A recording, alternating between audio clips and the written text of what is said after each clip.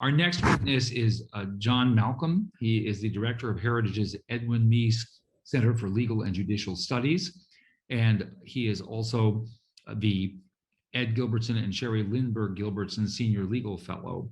And so, Mr. Malcolm, you have the floor. Thank you. Distinguished commissioners, congratulations on your well-deserved appointment.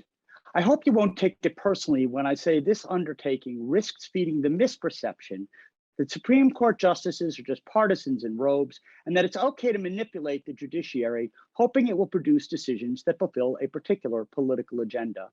Let's face it, this commission was established because President Trump appointed 3 justices, resulting in 6 Republican and 3 Democrat appointees. That prompted President Biden to declare the court is getting out of whack. I doubt those insisting the court is out of whack would be saying so if a President Hillary Clinton had replaced Justices Kennedy, Scalia, and Ginsburg, resulting in a 6-3 split in favor of Democrat-appointed justices. Saying the court isn't out of whack doesn't mean I agree with everything the court does. Far from it. Just read Dred Scott, Plessy, or Korematsu. While these cases are universally reviled, and rightly so, we all could name cases where the court has reached results that we like and others that we dislike, and we would likely disagree about many of those. And that's why any reforms should focus on the needs of the court, not on decisions the court has rendered or might render. Engaging in open-ended discussions about reform without first identifying the defects to be remedied could erode public confidence in the courts as trustworthy, apolitical, and independent. Some proposals would do great damage, while others would do little to no harm. I will focus on 3: court packing, jurisdiction stripping, and term limits. The biggest threat to the judiciary's independence is court packing.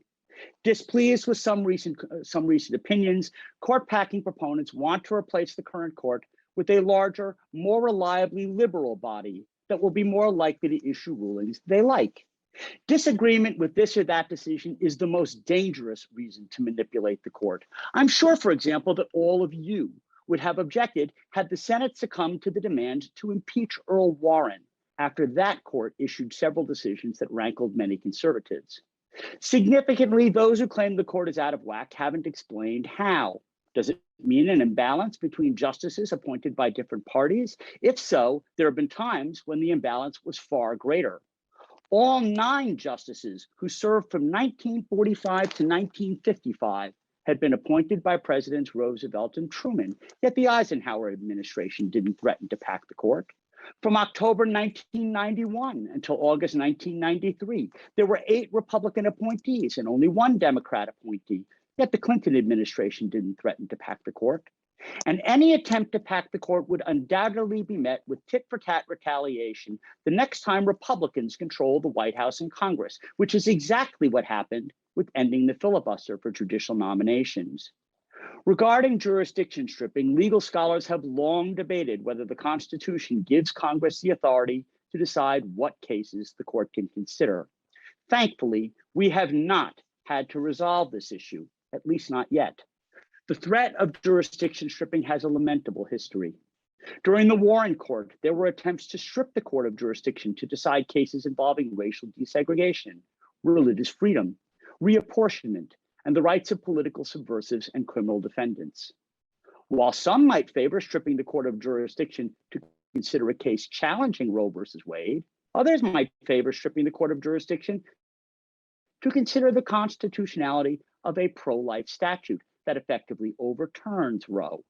Denying the court the ability to decide whether a law is constitutional would effectively end its ability to ensure the Constitution remains the supreme law of the land.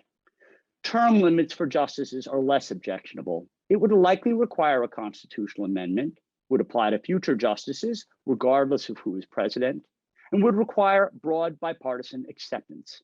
Many respected scholars support staggered 18-year terms. While the potential benefits are real, I doubt it would be a panacea.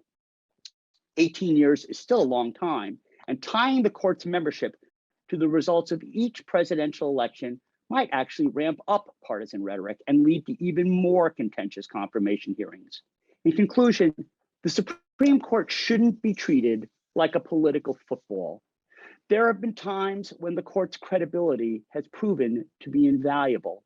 For example, the court was a stabilizing influence during the school desegregation effort following Brown versus Board of Education. The court spoke. Some agreed, others didn't. But because the public had confidence in the court, they all ultimately obeyed the ruling. We shouldn't take this for granted. Politicizing the court risks undermining that credibility, so it won't be there the next time we need it. And we will. Any reform that diminishes the independence of the Supreme Court should be rejected. Thank you for inviting me to testify here today, and I look forward to answering your questions. Thanks for watching the Heritage Foundation's YouTube channel. With more than 500,000 members, we are the nation's largest conservative research and education institution. We believe the principles and ideas of the American founding are worth conserving and renewing. Please help us further our mission by subscribing to this channel and sharing our videos with your family and friends.